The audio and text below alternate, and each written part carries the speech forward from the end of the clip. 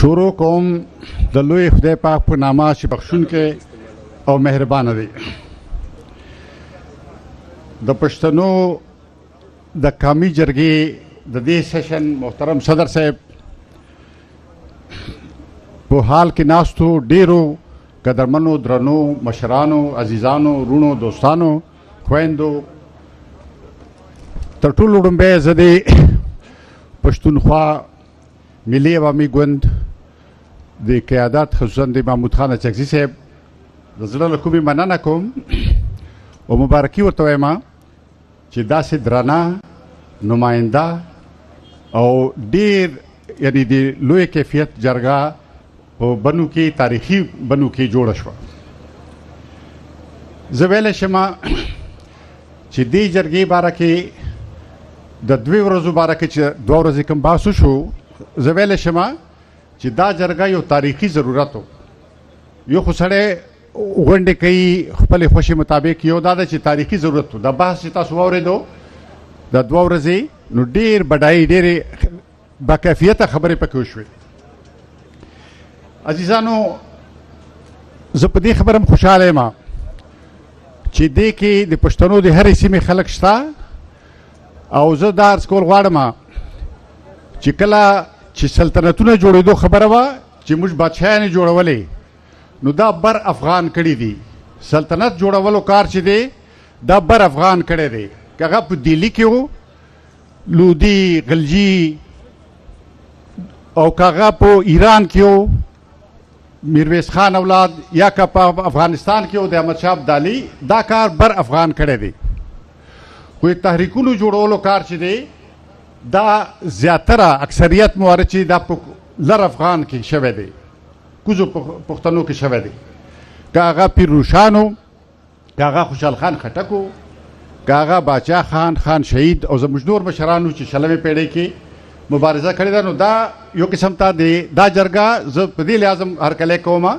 چې دا د هغې روایت چې کوم د کوزې پښتونخوا وظیفه ده فرض دی ملي فرض دی د پښتنو دا د هغې په روایت مطابق جوړیږي او جرګو ته کم نه دی لیدل پکار. جرګو نتیجې کله کله ډېرې مؤثرې ضرب نه وي لیکن جرګه داسې عنعنه ده زموږ چې تاسو وګورئ چې کندهار کې په 1940 کې سرخ کوتل کې جرګه کښېناسته او افغانستان جوړ شو. نو جرګې زموږ داسې انسټیټیوشن دی اداره ده چې کم ورته لیدل پکار نه دی. داسې زه به عرض کول غواړم چې دې جرګې کې بل کیفیت خبره دا ده چې دلته زموږ خویندې میندې ناستې دي او زموږ د وطن ښځې د هغې نمایندګان ناستې دي او ډېره ښه خبره دا ده جمهوري خبره دا ده چې دلته خبرې کېږي خبرې په خبرو خلاصېږي. هر چا خپل خیال دی مګر موقع پکار ده چې هر څوک خپله خبره وکړي او یو مفاهمت خبرو په ذریعه پیدا کړي دلیل په ذریعه پیدا کړي. نو دا لویه خبره ده او دا هم زه عرض کول غواړم چې افغانستان کې چې د اعلی حضرت ظاهر شاه په وخت کې چې 1953 کې آئین جوړېدو نو په دې آئین دپاره چې لویه جرګه راغلې وه په دې کې هم ښځې موجودې وې. هغه آئین چې په 4 کې نافذ شو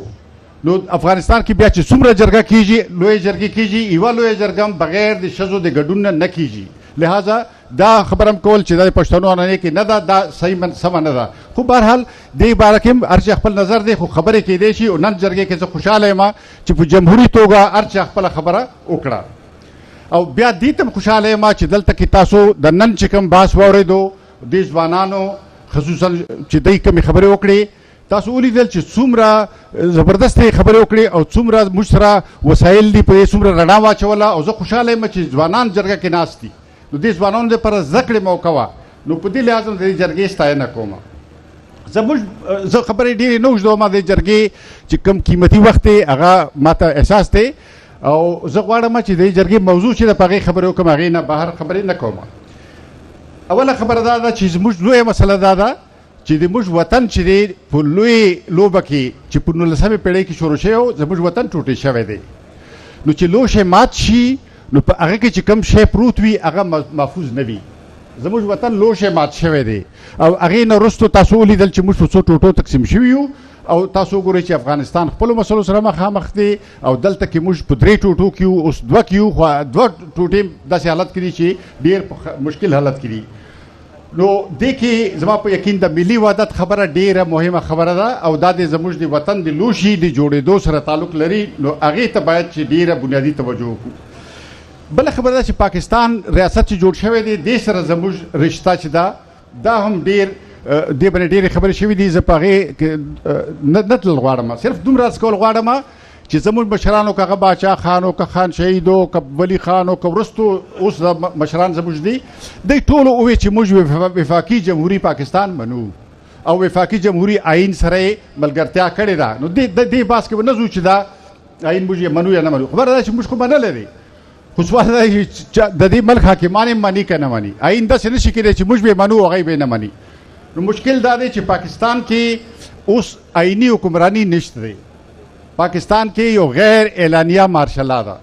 جنرالانو بادشاهي ده جنرال شاهي ده نو دې کې دا ده چې پارلیمان د 2 پیسو شوی دی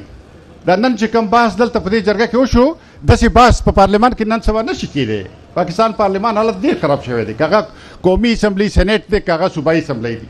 نو پاکستان کې دا حالت ته رسېدلی دی چې آئین نشته قانون نشته نظام نشته چې نشته دی نو په هغه صورت کې بیا ما د ملګرو ته اوس خبره کوله چې زه د بنګالیانو تاریخ ما په غور سره ویلی دی دوی په 47 کې پاکستان جوړ کو او پاکستان بنګالیانو جوړ کړی دی دا غلطي خبرې چې پاکستان دلته کې فلانکي جوړ کو پاکستان بنګالیانو جوړ کو هغلته اکثریت و 47 نه تر 80 کال پورې 14 کاله هغوی ژړا فریادونه وکړو چې موږ سره زیاتی روان دی موږ سره ظلم روان دی 80 کال نه پس هغوی په دې نتیجې ورسېدو چې په فریاد نه کیږي هغوی خپل 6 نقطې جوړې کړي 1 2 3 4 5 6 هغوی وایي چې دا د موږ مطالبې دي هغوی وایي چې نه موږ تاسو سره دښمني کوو نه تاسو سره عشق کوو دې مطالبه په بنیاد تاسو سره خبرې کوو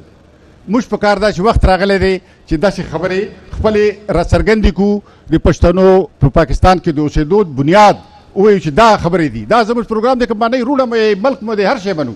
او که نه منئ نو بیا یاد وساتئ چې په زور کلي نه کیږي او بیا یاد وساتئ چې که تاسو موږ سره د مملکت خبره کوئ مملکت خبره کوو خو که د مملکت خبره نه کوئ او دا باید چې موږ دې نه پس دی ته یو نوټس ورکړو چې تاسو که مملکت خبره نه کوئ نو بیا تاسو استعمار یئ استعمار په زور څه موده پاتې کېدی شي انګریزان دلته وو انګریزان موږ په یوه ورځ کې نه دي ایستلي خو انګریزان بیا استعمارو بیا ختمیږي استعمار پاتې کېږي نه نو دا دې هغه ته موږ مه بیایئ چې موږ تاسو سره استعمار خبرې ته راشو خو دا ده چې دې ته راتلی شو او دا زموږ پروګرام باید دې دپاره ولرو زموږ خبرو کې بنیادي خبرې څه دي ډېره غټه خبره زما په خیال نن د پاکستان افغان پالیسي ده دا افغان پالیسي ته دا ویل غلطه خبره ده چې دا جنگ په دې دی چې څوک اسلام سره دي څوک اسلام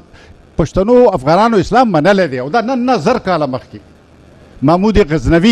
محمود غزنوي چې کله راوچت شو کابل کې یو بادشاه و راجا جیپال هندو بادشاه و هغې سره جنګ وکړو کابل یې ونیو بیا صوابۍ ته راغی دلته جنګ وکړو هغې نه پس دا زموږ خلکو اکثریت مسلمان شوی دی دا خبره ختمه ده تنازع خو نشته ده په دې باندې دا خبره نه ده اصل خبره دا ده چې دوی غواړي پاکستان افغان پالیسي دا ده چې دوی افغانستان خپله 5مه صوبه ګڼي دوی افغانستان پروټیکټوریټ یعنی د خپل غلبې لاندې علاقه لکه چې څنګه انګریز د امیر حبیب الله خان او امیر عبدالرحمن نه پس جوړ کړی هغسې کول غواړي او دا خبره کیدونکې نه ده کیدی نه شي خو دوی کول غواړي نو دا نن هم چې افغانستان کې څه شوي دي دا دې دپاره نه شي چې اسلام دپاره شوي دي دا دې دپاره شوي دي چې دوی خلک استولی دي چې افغانستان باندې قبضه وکړي دا یقینا زما په خیال دا خبرې موږ مخامخ هم کړي جنرالانو ته هم کړي دي د دې ملک مشرانو ته هم څو واره کړي دي چې دا خودکشي کوئ تاسو دا کولی نه شئ خو دوی کوي دوی نه قراریږي اوس هم نن چې موږ خبرې کوو دوی کوي تاسو وګورئ د دې ملک افغان پالیسي جوړیږي نو موږ کم یو پښتنو مشر دی کښېنولی دی هغه نه پوښتنه کړې ده دلته پاکستان کې 50 میلیونه پښتانه دي 55 کروړه یوازې دلته پاکستان کې دي موږ کې چا سره خبره کړې ده او چې خبره کړې درواغ یې ویلې دي ویلې چې موږ مداخلت نه کوو اوس پته ولګېده چې مداخلت یې کولو تر دې چې هغه صادق خان سفیر دی د پاکستان د سټیټ سفیر و د دې نماینده د خصوصي نماینده خو چې خبره راغله چې افغانستان سره به څنګه تعلق ساتو نو دې دپاره یې محید یوسف راوستو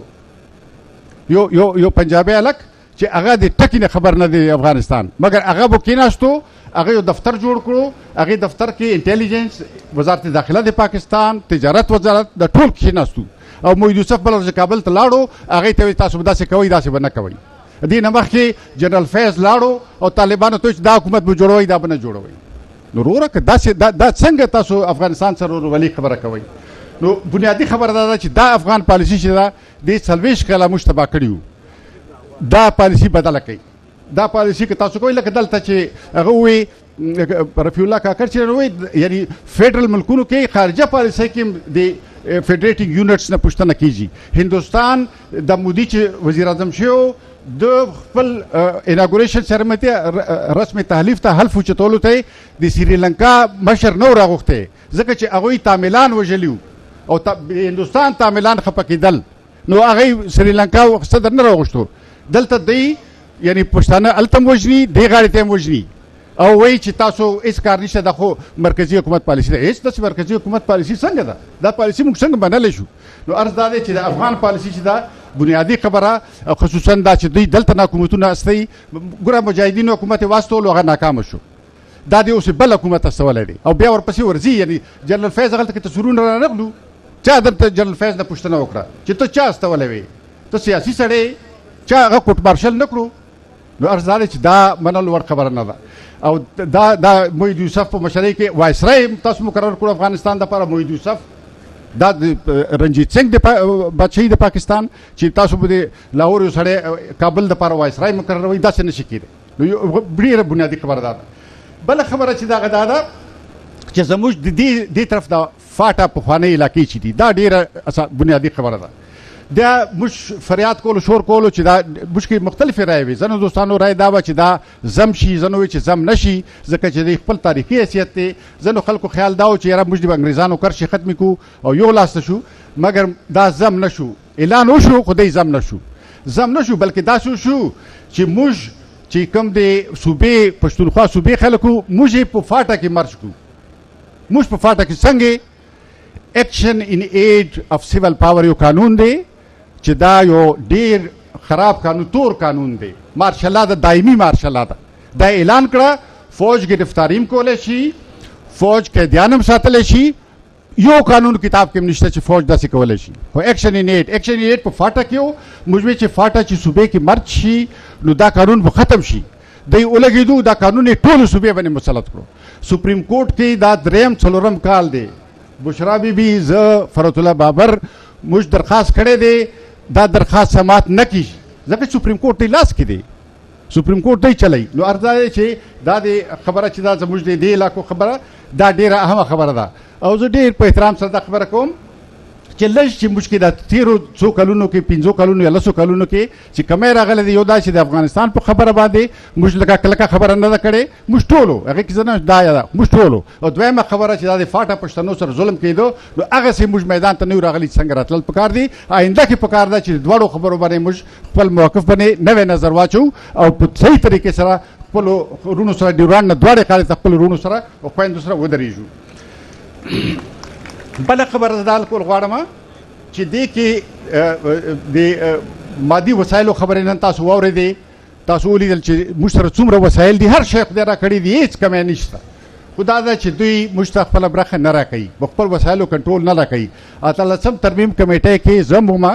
د اتلسم ترمیم کمیټۍ کې ما وړومبۍ ورځې وویل ما ورته وویل چې وفاقي نظام منئ خو آئین جوړو که نه منئ بیا موږ یوه مطالبه کوو نورې مطالبې ټولې پرېږدو تاسو هغه مطالبه کوو چې تاسو چې بنګال ته کړې وه هغه دا ده چې قومي اسمبلی کې برابره نمایندګي وي ټولو صوبو ته ټولو قومیتونو ته برابره نمایندګي بیا هغه فیډریشن نه کنفیډریشن ته تلل دي که تاسو فیډریشن نه منئ بیا موږ مجبور یو چې کنفیډریشن وغواړو یو قدم درنه مخکې لاړو نو دا وسایلو والا اختیار چې دا هم ډېره بنیادي خبره چې دې جرګې کې شکر دې زه ډېر خوشحاله یم چې ډېر په ښې طریقې سره د جرګې چې کوم منتظمینو دوی په ډېر ښې طریقې سره دا ټول سټرکچر کړو او ډېر ښې خبرې وشوې په دې باندې بله خبره دا ده چې د آئیني ډانچې خبره خو مو وکړې او ملي وحدت خبره هم په لړه توګه وکړه زه دا کول غواړم چې دې کې د پاکستان پالیسیان چې دی ګوره پرون وی چې سوویت یونین چې دا کفر دی او دلته راغلی دی او پاکستان باندې حمله کوي او دی جهاد وکړو او لکونه افغانان مړه شو. اوس دی وایي چې نه روسیان ډېر ښه دي، روس پسې جرګې بیایي وایي چې تاسو ګوادر ته راشئ. روسیان یې راوستي څو ورځې مخکې روسي فوجیان چراټ ته نوشیرې ته چراټ کې وایي موږ سره ګډ اکسرسایز وکوي فوجي. نو عرض دا دی دلته پېښور کې یو ځوان هلک دی هغه یو شعر کې ویلي وو وایي چې وخت سره بدلیږي تقاضې د وخت سره بدلیږي تقاضې د وخت. نن دلته کې نوی اعلان شوی دی او مخکې امریکا د موږ خپله وه، مخکې امریکا زمونږ خپله وه، اوس وایي چې روس مسلمان شوی دی. نو عرض دا دی چې دا به دی روزانه بدلی او دی ډېر مشکل حالت کې دی. موږ ته پته ده چې پاکستان داسې مشکل حالت کې دی چې دی باندې د افغانستان نم بد وخت راشي. دی داسې حالت کې دی غیر بدل کړی دی وایي چې د امریکې نه چین او روس خواته ځو. نو دا داسې اسان کار نه دی. خو زه په هغې خبرې نه کوم ځکه چې دا د جرګې موضوع نه ده. خو دا عرض کومه چې په دې مشکل حالاتو کې دوی ولې افغانانو یا پښتنو سره دښمني کوي. دا دښمني به ورته بده تمامه شي، دا سمه خبره نه ده. نو زما تجویز دا دی، زه خبرې ډېر اوږدې نه کوم، ما تجویز دا دی چې دې جرګې نه پکار دا دی چې موږ یو قومي پروګرام جوړ کړو، قومي برنامه، قومي پروګرام چې هغه 1 2 3 4 5 6 12 څومره چې کېدی شي چې موږ فکري اتحاد وکړو، موږ خپل قوم په فکري طور باندې متحد کړو او هغې کې دا وایو چې دا د موږ بنیاد دی. موږ سره چې څوک خبرې کوي په دې پروګرام په بنیاد به ورسره کوو، پارټۍ به خپلې کوو خو قومي تحریک به یو وي او هغه دې پروګرام په بنیاد به چلیږي چې کم نن دې جرګې کې جوړ شي او دا جرګه یې منظور کړي. هغه پروګرام چې دی او هغې باندې بیا هم راجمع کېږو، بیا به هم راجمع کېږو، که 6 میاشتې وایي که کال وایي، چې هغې کې بیا موږ ګورو چې په دې باندې څه پروګرس شوی دی او څه مشکل دی او که په سوله کېږي په سوله به کوو، په خبرو به کوو، که د ایجیټیشن ضرورت وي، د احتجاج ضرورت وي، هغه به هم کوو. نو ما یقین دی چې موږ به په مخ روان یو او زه یو ځل بیا د پښتونخوا ملي پارټۍ ګرانو مشرانو دوستانو ته مبارکي وایم او دعا کوم چې الله دې موږ ته توفیق راکړي چې دې جرګې نه داسې فیصلې یوسو چې هغه زموږ د قام او ملت او خاورې په ګټه وي. ډېره مننه. کور مو ودان.